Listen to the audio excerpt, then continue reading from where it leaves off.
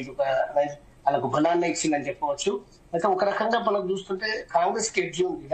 ఎందుకంటే పోచారం శ్రీనివాస్ రెడ్డి చాలా ఆయన ప్రతిష్టాత్మకంగా తీసుకుని అనేక కోట్ల రూపాయల అభివృద్ధి పనులను కేసీఆర్ ప్రభుత్వంలో ఆయన నిధులు డెవలప్మెంట్ చేసినప్పటికీ ఇప్పుడు బాజిరెడ్డి గోవర్ధన్ రావడంతో టఫ్ ఫైట్ అవుతుంది. అంత ఈజీగా చెప్పలేము. అంటే హోరాహోరీ పోరు.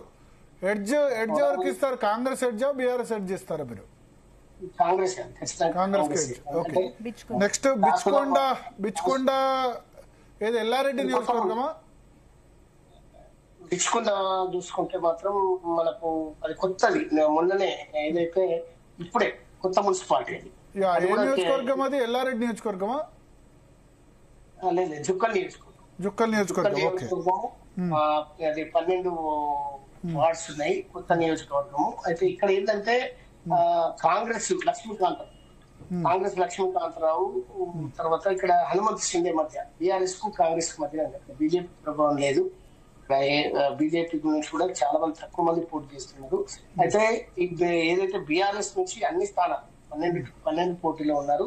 అయితే కాంగ్రెస్ నుంచి 12 ఉన్నారు. అయితే అక్కడ ఒకటి ఏంటంటే ఈ లక్ష్మీకాంతరావు ఏదైతే అధికార పార్టీ ఉంది కాబట్టి కొద్దిగా అక్కడ ప్లస్ పాయింట్ ఉన్నదని చెప్పవచ్చు. బీఆర్ఎస్ కు కొద్దిగా తక్కువగా ఉందనేది ఇప్పటికిప్పుడు సమాచారం మనకు అందుతున్న మన రిపోర్ట్లు కానీ అక్కడ ఉన్న నాయకత్వాలు, ఇరు పార్టీల నాయకత్వాలు సేకరించిన సమాచారం ప్రకారం మాత్రం కాంగ్రెస్ గెలిచి ఉందనేది మాత్రం ఇక్కడ మనకు వస్తున్న సమాచారం.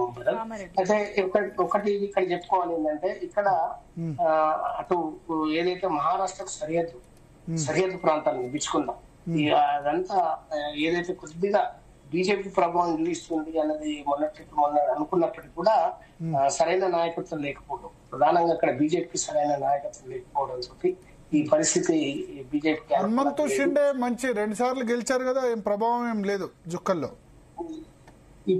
ఇప్పటికిప్పుడు మాత్రం మన పంచాయతీ ఎన్నికలు కూడా కాంగ్రెస్ లీడ్ చేసింది కదా. ఇప్పుడున్న పరిస్థితుల్లో మాత్రం ఈ వార్డులలో మాత్రం ఖచ్చితంగా ఎక్కువ స్థానాలు కాంగ్రెస్ కైవసం చేసుకునే అవకాశాలు ఎక్కువ ఉన్నాయి. అక్కడ కూడా కొద్దిగా బిచ్చుకున్న ప్రాంతంలో కూడా మైనార్టీస్ కూడా కొద్దిగా ఎక్కువనే సంఖ్యలో ఉన్నారు కాబట్టి ఆ టౌన్ లో అది కొద్దిగా ప్లస్ పాయింట్ అయ్యే అవకాశాలు ఉన్నాయని చెప్పేసి కాంగ్రెస్ విశ్వసిస్తుంది. ఇంకా చేసిన అభివృద్ధి కార్యక్రమాలు ప్రధానంగా ఏదైతే సన్నబియ్యం కానీ తర్వాత ఈ ఉచిత బస్సు ప్రయాణం కానీ కరెంట్ ఫ్రీ అనేది కానీ ఇవన్నీ కొద్దిగా ప్రజల్లో నాటిపోయి అభివృద్ధి సంక్షేమం అనే దానికి ముందుకు పోతున్నారు అనేది ఒక మనకు వస్తున్న సమాచారం. చూడాలి రేపు పోల్ మేనేజ్మెంట్ అంటే బిచ్చుకుంటలో కూడా అంటే అంతగా ప్రభావం చూపించేంత బీఆర్ఎస్ ఎక్కువగా అంటే ఎఫర్ట్స్ లేవనేది కూడా మనకు అందుతున్న. మిగిలింది ఎల్లారెడ్డి మున్సిపాలిటీ ఎట్లా ఉంది? ఎల్లారెడ్డి మనకు చూసుకుంటే ఎల్లారెడ్డిలో కూడా 12 వార్డ్స్ ఉన్నాయి. అయితే దాంట్లో కాంగ్రెస్, బీఆర్ఎస్ తర్వాత బీజేపీ అన్ని స్థానాల్లో బీజేపీ మొత్తం 12 స్థానాలలో పోటీ చేస్తుంది. అక్కడ బీఎస్పీ 2 చోట్ల పనిచేస్తుంది. మిగతా ఏదైతే ఇండిపెండెంట్ కూడా పోటీ చేయడం పక్కన పెడితే మీరు ఎడ్జ్ ఎవరికి ఇస్తారు? ఎల్లారెడ్డిలో బీఆర్ఎస్ కు ఎక్కువ ఛాన్స్ ఉంది ఇప్పుడున్న పరిస్థితి. ఎందుకు అంటే ఇక్కడ సురేందర్ ఏదైతే జాజుల సురేందర్ చాలా సీరియస్ గా తీసుకొని చేస్తున్నారు. అయితే కాంగ్రెస్ మదన్ మోహన్ రావు కూడా గట్టి పోటీనే ఇస్తున్నప్పుడు కూడా అక్కడ కొద్దిగా వ్యతిరేకత అనేది స్టార్ట్ అయింది.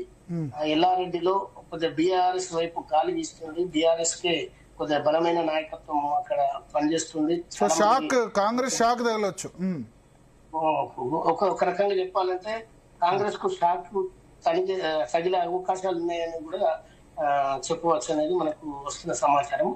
చెప్పలేము మళ్ళీ రేపటి పరిస్థితి రేపు ఎట్లుంటుంది అనేది కూడా మనం, ఎందుకంటే బలాబలాలు చూస్తుంటే ఇప్పటికైతే ఎడ్జ్ కొద్దిగా బీఆర్ఎస్ ఉంది అనేది మాత్రం మనకు వస్తున్న సమాచారం. ఇక్కడ బీజేపీ అన్ని స్థానాలలో పోటీ చేసినప్పటికీ అక్కడ బాణాల లక్ష్మారెడ్డి అని గతంలో మనకు ఎమ్మెల్యేగా పోటీ చేసిండు, ఎంపీగా జహీరాబాద్ నుంచి కూడా పోటీ చేసుకుంటున్నాడు. సో ఆయన ప్రాబల్యం కొద్దిగా ఉన్నప్పటికీ కూడా ఆయనకు జగిత్యాల దగ్గర ఒక ఇన్ఛార్జ్ ఇవ్వడం వల్ల ఆయన ఎక్కువగా పట్టించుకోకపోవడం, అయినా కానీ క్యాండిడేట్లను పెట్టినప్పటికీ కూడా ఇక్కడ ఇంకా అంతకన్నా బలమైన క్యాండిడేట్ లేదు. ఒక రకంగా చూస్తే కొద్దిగా బీఆర్ఎస్ కు బీజేపీకి అక్కడ కొద్దిగా ఒక రకమైన అంతర్గత ఒప్పందాలు జరిగినాయా అనే ఆరోపణలు కూడా మనకు వినిపిస్తున్నాయి. సో అట్లా బీఆర్ఎస్ రిటర్న్ అయితే అవకాశాలు ఉన్నాయనేది కాంగ్రెస్ ను మదన్ మోహన్ రావుకు సరైన గుణపాఠం చెప్పాలని చెప్పేసి వాళ్ళిద్దరు రహస్య ఒప్పందాలు జరిగితే మాత్రం అక్కడ బీఆర్ఎస్ ఖచ్చితంగా పీఠాన్ని దక్కించుకునే అవకాశాలు. ఫైనల్ గా కామారెడ్డిలో బీజేపీ ఎమ్మెల్యే ఉన్నారు, సంచలనం. రేవంత్ రెడ్డి ఓడిచ్చారు, కేసీఆర్ ను కూడా ఓడిచ్చారు. సో ఎట్లా ఉంది వెంకటరమణారెడ్డి పర్ఫార్మెన్స్? త్రిముఖ పోరేనా అక్కడ? 49 వార్డులు ఉన్నాయి అక్కడ. కామారెడ్డిలో 49కి కాంగ్రెస్ 49 పోటీ చేస్తుంది, బీజేపీ 48 స్థానాలను పోటీ చేస్తుంది, బీఆర్ఎస్ 49 స్థానాలను పోటీ చేస్తుంది. అయితే అక్కడ జనసేన కూడా 7, తర్వాత ఎంఐఎం 8 స్థానాలను పోటీ చేస్తుంది. అయితే ఇక్కడ ఒకటి మనం చెప్పవచ్చు, ఏదంటే కామారెడ్డి అనేది చాలా సంచలనాలకు వేదికని. ఒక రకంగా చెప్పాలంటే కేసీఆర్ ను ఓడించింది, తర్వాత కాటిపల్లి ఏదైతే వెంకటరమణ, అది అందరూ తెలుసు. బట్ ఇప్పుడు సిచ్యువేషన్ చెప్పండి మీరు. ఇప్పుడు అక్కడ ప్రముఖ పోరా ఇద్దరు, ఇప్పుడున్న పరిస్థితి ఏంటంటే అక్కడ ఎక్కువగా వైశ్యులు అంటే హిందూ ఓట్ అనేది చాలా కీలకంగా వ్యవహరిస్తుంది ఇప్పటికీ. తర్వాత మైనార్టీస్ కూడా అదే విధంగా ఉంటారు, మైనార్టీ ఓటు కూడా చాలా కీలకంగా అనేది ఉంది. అయితే ఇప్పటికిప్పుడు మాత్రం కొద్దిగా కాంగ్రెస్ స్కెడ్యూల్ అనేది చెప్పవచ్చు. షబ్బీర్ అలీ పూర్తిగా నిజామాబాద్ కు రాకుండా షబ్బీర్ అలీ అక్కడే ఉండి పూర్తిగా మైనార్టీ ఓట్లను, అదే విధంగా అక్కడ కాంగ్రెస్ గెలుపుకు అభ్యర్థులకు చాలా గెలుపు గుర్రాలను పెట్టి ఆయన సీరియస్ గా తీసుకొని పరువు నిలబెట్టాలి అని దాంతో ఆయన ప్రతి వార్డుకు తిరుగుతున్నాడు. ఆ ప్రాంతాలలో మాత్రం కొద్దిగా బీజేపీ వర్సెస్ కాంగ్రెస్ మధ్యనే పోటీ తీవ్రంగా ఉంది. అయితే బీఆర్ఎస్ కు గంపగోవర్ధన్ చాలా మందిని అభ్యర్థులను పెట్టినప్పటికీ కూడా గెలిచే అంత సామర్థ్యం గల నాయకత్వం అక్కడ లేకపోవడం అనేది మనకు ఉంది. సెకండ్ ప్లేస్ లో ఎవరు ఉంటారు? సెకండ్ ప్లేస్ లో first edge Congress, second place లో బీజేపీ, బీఆర్ఎస్? బీజేపీ రావచ్చు. అయితే బీజేపీలో ఎక్కువ స్థానాలు అంటే కొన్ని మైనార్టీ స్థానాలు, మైనార్టీ ఓట్లు ఎక్కువ ఉండడం వల్ల ఒక రకంగా బీఆర్ఎస్ సెకండ్ వచ్చిన ఆశ్చర్యపోవాల్సి లేదు. బీజేపీ ఒకవేళ హిందుత్వ ఓటు పూర్తిగా వన్ సైడ్ పడితే మాత్రం వాళ్ళకి ఎక్కువ స్థానాలు వచ్చి రెండో ప్లేస్ వచ్చినా రావచ్చు. అయితే ఇక్కడ ఒకటి మనం గమనించాలి, వెంకటరమణారెడ్డి ఏదైతే ఆయన యాక్టివ్ గా చేస్తున్నప్పటికీ కూడా గతంలో ఇచ్చిన హామీలు, ఆయన చేసిన కొన్ని కమిట్మెంట్స్, ఎన్నికలలో ఇచ్చిన కమిట్మెంట్స్ అవి పూర్తిగా నెరవేర్చలేదు అనేది చాలా చోట్ల వ్యతిరేకత అనేది ఉంది, ఇప్పటికి ఉంది జనంలో. అయితే మనం ఏదైతే వరదలు వచ్చినప్పుడు కూడా అనేక ఇబ్బందులు ఎదుర్కొన్నారు జనము. అయినప్పటికీ కూడా ఆయన చేసిన కానీ అంత సంతృప్తికరంగా అక్కడ ప్రజలు ఇప్పటికి కూడా లేరనేది కూడా మాత్రం మనకు ప్రస్ఫుటం అవుతుంది. ఒక్క రకంగా చెప్పాలంటే కూడా అంటే ఈ పరిస్థితుల్లో అక్కడ ఏదైతే ఆయన మీద ఉన్న ఆరోపణలు, కబ్జాలకు సంబంధించి, ఏదైతే వెంచర్లలో అక్రమాలకు సంబంధించి ఇవన్నీ రకరకాలుగా ఇప్పుడు బయటకు వస్తున్నాయి ఎన్నికల నేపథ్యంలో. అయితే ఈయన ల్యాండ్ కి సంబంధించి ఏదైతే వెంకటరమణారెడ్డికి సంబంధించిన ఏదైతే కాలేజీ ల్యాండ్ కి సంబంధించి ఇవన్నీ ఇప్పుడు తిరగదోడుతున్నారు.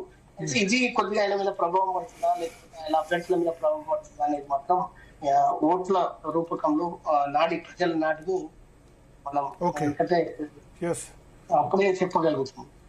సో పోటీ మీరైతే కామారెడ్డిలో ఎడ్జ్ టువర్డ్స్ కాంగ్రెస్ ఇస్తారు. ఓకే,